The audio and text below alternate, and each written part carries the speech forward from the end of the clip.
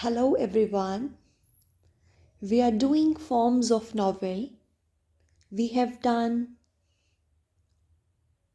detective fiction in the previous video. Now, in this video, we are going to read about Bildungsroman novel, Bildungsroman fiction. Let's start with this novel. ये जो नाम है वही आपको अजीब लग रहा होगा, बिल्डंग्सरोमन, है ना। बिल्डंग्सरोमन जो नाम है वो ही थोड़ा आपको अजीब लग रहा होगा, तो मैं आपको पहले इस शब्द का मीनिंग क्लियर कर दूं। तो बिल्डंग्सरोमन जो शब्द है ये दो शब्दों से बना है। It's the combination of two words, two German words.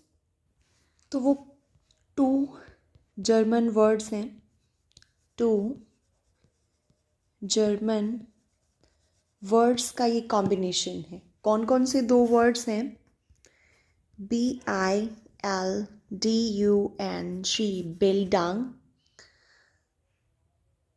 Bildungs plus Roman. ये दो शब्दों से मिलके बना है बिल्डंग्स रोमन।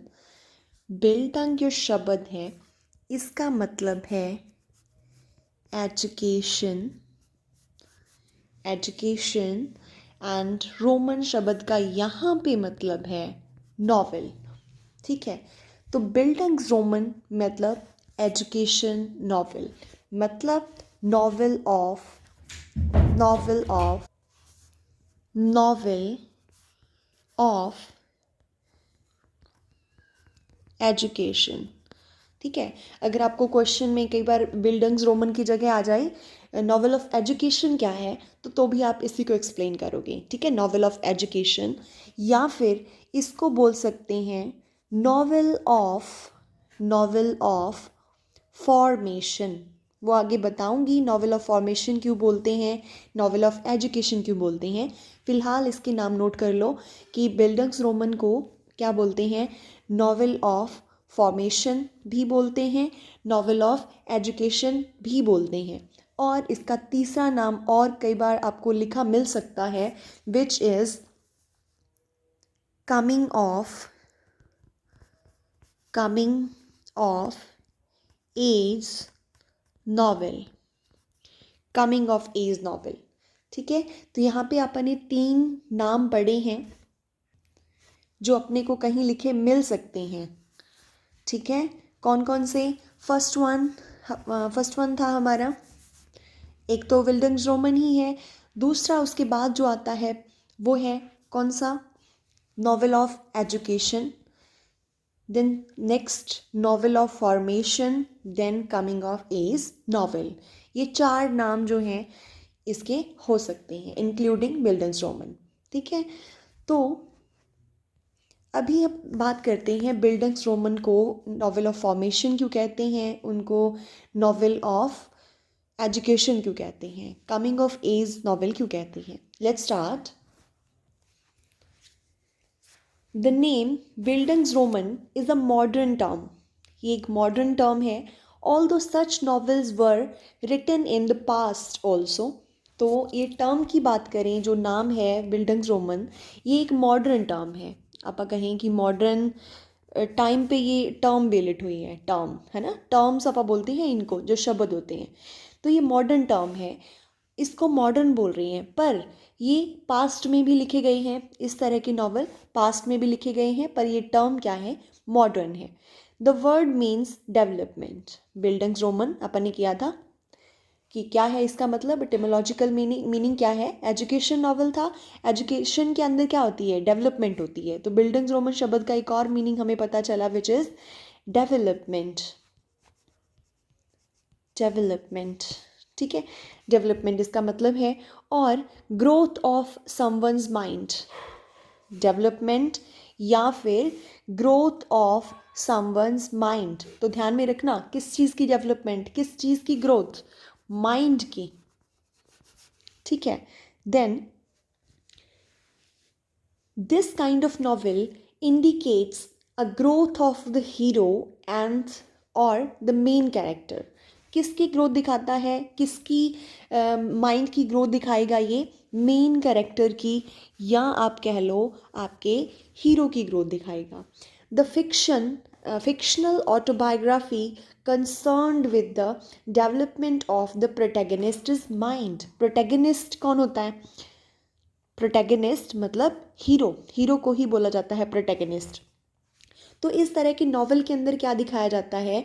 फिक्शनल ऑटोबायोग्राफी, एक शब्द आया है यहाँ पे, फिक्शनल ऑटोबायोग्राफी। पहले आप बताओ ऑटोबायोग्राफी क्या होती है और बायोग्राफी क्या होती है? Autobiography, biography. ऑटो मतलब खुद से, जो कोई पर्सन अपनी बायोग्राफी खुद लिखता है, अपनी लाइफ स्टोरी खुद लिखता है, दैट इज ऑटोबायोग्राफी। ठीक है, ऑटो खुद से लिखी गई, अपनी लाइफ की स्टोरी खुद लिखोगे तो वो क्या है? आपकी ऑटोबायोग्राफी है। उसके बाद होती है बायोग्राफी ओनली, बायोग्राफी। तो बायोग्राफी के अंदर क्या होता है? किसी के लाइफ की स्टोरी है पर लिख कोई दूसरा पर्सन रहा है उसे, दैट इज बायोग्राफी। ठीक है, तो यहाँ पे है शब्द हमारा फिक्शनल ऑटोबायोग्राफी। जो रियल किसी पर्सन की स्टोरी होगी दैट इज फिक्शनल, या non fictional? That is non fictional, real है वो। पर यहाँ पे नॉन फिक्शनल नहीं है, कौन सी ऑटोबायोग्राफी है हमारी? फिक्शनल।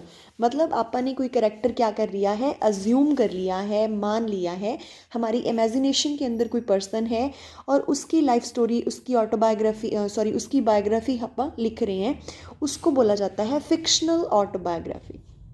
ठीक है, और ऑटोबायोग्राफी मतलब कोई करेक्टर खुद से अपनी स्टोरी बताया जा रहा है, ऐसे कोई फिक्शनल करेक्टर है वो अपनी लाइफ स्टोरी खुद बताया जा रहा है, वो उसको क्या बोलेंगे?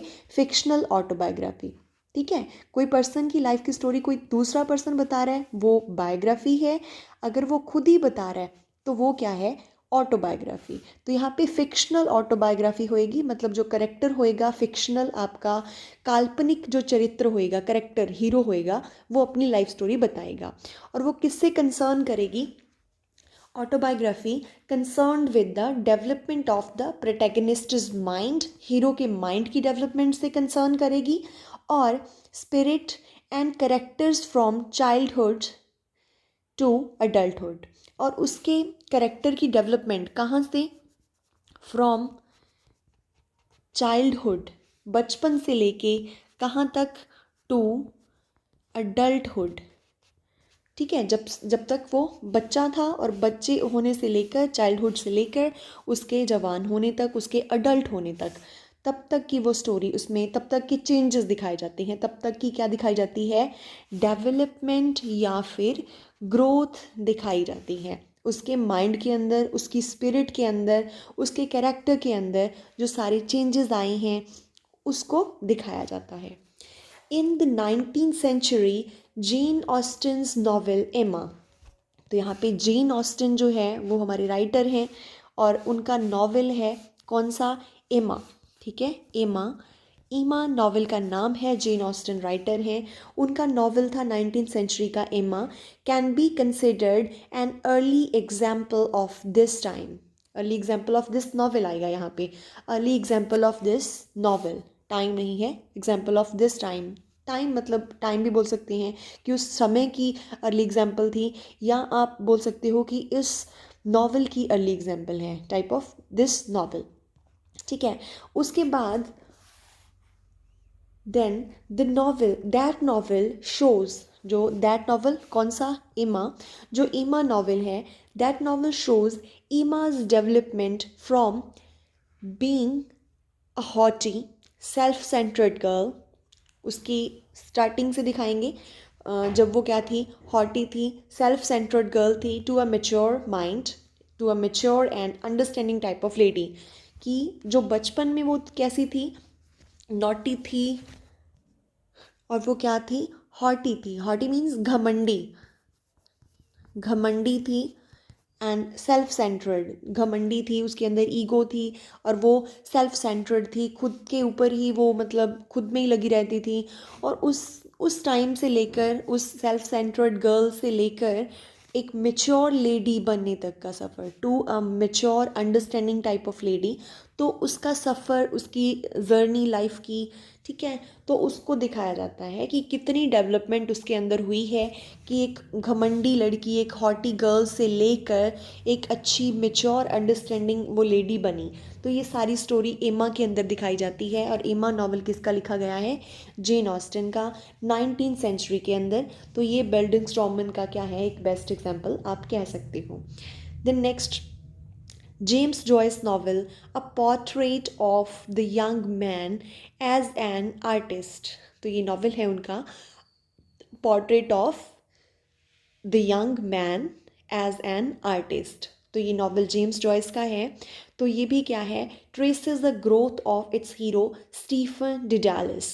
स्टीफन डिडालिस नाम का क्या है, इनका हीरो है। जैसे एमा के अंदर हीरो एमा ही है, तो ऐसे ही क्या है इस नॉवल के अंदर, नॉवल कौन जो हीरो है वो कौन है? स्टीफन डिडालिस। और स्टीफन डिडालिस की लाइफ जर्नी, उसकी ग्रोथ जो है इस नॉवल के अंदर दिखाई गई है। तो ये है हमारा बिल्डिंग्स-रोमन नॉवल। बिल्डिंग्स-रोमन क्या है, आप होप आपको क्लियर हो गया होगा कि इसमें क्या दिखाई जाती है, ग्रोथ और डेवलपमेंट दिखाई जाती है एक हीरो की, एक कैरेक्टर की। जैसे आप मूवीज़ के अंदर देखते हैं कि कोई मूवी स्टार्ट हुई, स्टार्टिंग में जो हीरो है अपना, वो क्या है, बिल्कुल एक छोटा सा बच्चा है, उसको कोई नॉलेज नहीं है, ठीक है, वो छोटा सा बच्चा है, वो क्या है, कैसा भी हो सकता है, वो घमंडी भी हो सकता है, वो हेल्पलेस पुअर भी हो सकता है, ठीक है, उसके अंदर सोचने समझने की शक्ति भी उतनी नहीं होती क्योंकि एजुकेशन कम होती है। फिर धीरे धीरे वो क्या करता है, एजुकेशन गेन करता है, नॉलेज गेन करता है, मेहनत हार्ड वर्क करता है, तो उसकी लाइफ के अंदर उसकी डेवलपमेंट होती है, उसके माइंड के अंदर डेवलपमेंट होती है, ठीक है। जैसे अपन ने कहा था कि इसको क्या बोलते हैं, नॉवल ऑफ फॉर्मेशन। तो जो बचपन से लेकर बड़े होने तक का सफ़र अपन दिखा रहे हैं, उसके माइंड की जो ग्रोथ अपन दिखा रहे हैं, तो वो फॉर्मेशन ही तो है ना। तो फॉर्म करना क्या होता है, फॉर्मेशन। फॉर्मेशन शब्द का मतलब ही क्या है, बनना, फॉर्म होना या फिर बनाना।